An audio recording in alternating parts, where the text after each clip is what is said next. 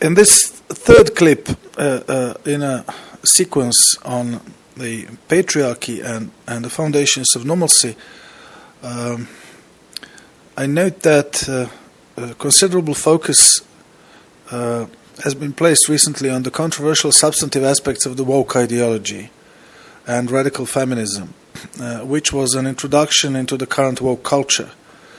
But this focus has largely been superficial, and it has largely obscured the larger methodological dimensions of both the woke movement and radical feminism, namely their postmodernist spirit in trying to relax the structure and relativize the norms of what is considered normal in society. So it's the postmodernism, the destruction of a structure of meaning that is particularly toxic in radical feminism and in the woke.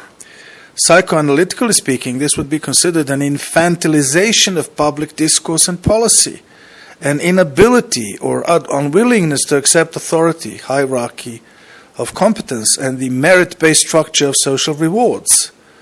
This goes hand in hand with a tendency to replace them by identity politics, where who one is determines one's position of relative power in society and one's legal rights.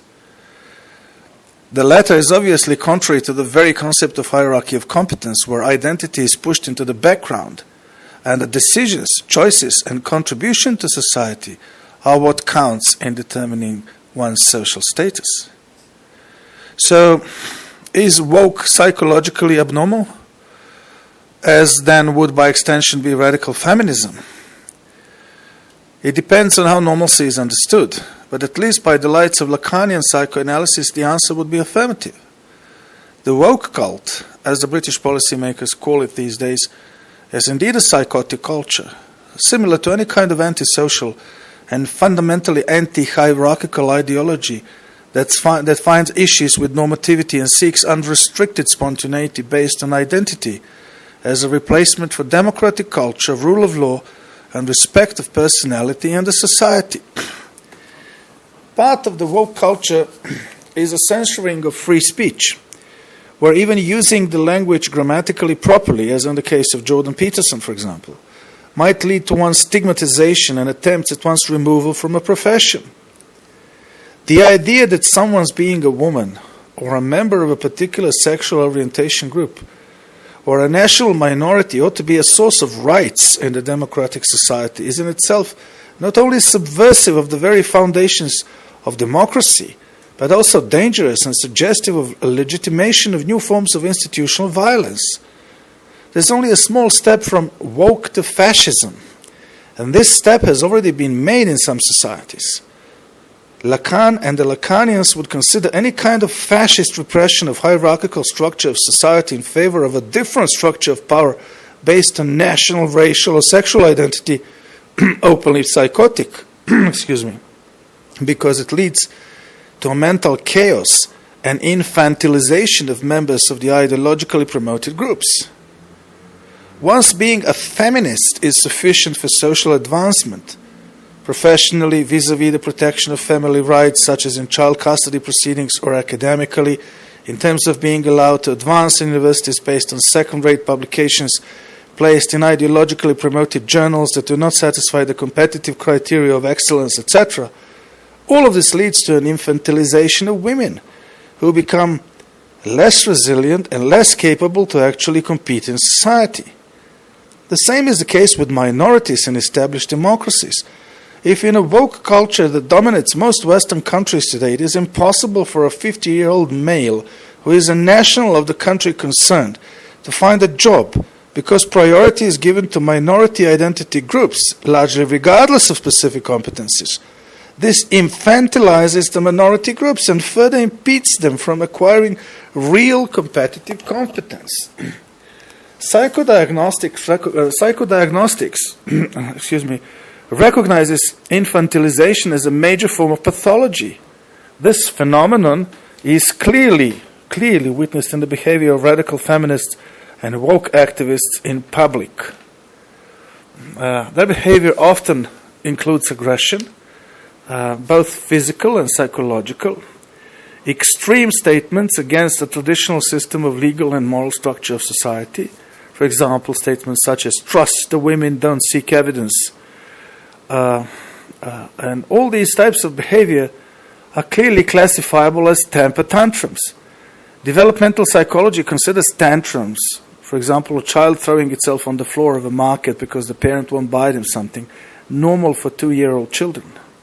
A 3-year-old with tantrums is already worrying, while if a child is 4 and continues to exhibit tantrums, this is a strong predictor of psychological pathology in later life. Modern feminists and woke activists act out tantrums almost regularly in public. They shout at political and value opponents, organize women's screaming campaigns in the streets, organize rallies demanding that the police arrest someone without evidence because a woman or a member of another woke identity group has accused that person of a crime, etc. Infantilization appears to be the overwhelming feature of both radical feminism and of the woke culture. And according to Lacanian standards, their inherent infantilisms would qualify radical feminism and the woke as pathological ideologies. There are, in addition, broader humanitarian reasons why the tendency of the woke culture to particularize otherwise universal human concerns, such as human rights, is ethically unacceptable. One recent example is a proposal by the 2 Democratic Massachusetts Parliament members to reduce sentences meted out to prison inmates in exchange for their organ donations. This type of proposals clearly shows how the woke culture, which has enveloped at least one of the 2 political parties in the US, militates against the universality of human rights by seeking a demise of the universality of the criteria for organ donations from living donors.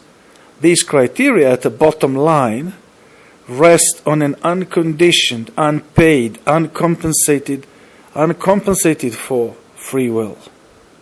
The idea is even more malignant insofar as it does not even involve voluntary compensation or sale of the organs. The inmates are not asked to sell their organs. The policy is fact. An institutional strategy of pressuring people who are already deprived of their civil rights, namely prisoners, and who are thus particularly vulnerable, into undergoing surgery to donate their organs in exchange for more lenient treatment by the criminal justice system, which is an open abuse of human rights. Much of the modern debate over the pathology of the wokeness and radical feminism has revolved around the concept of narcissism as a key value disorder that engenders personality pathology and by extension group pathology in general.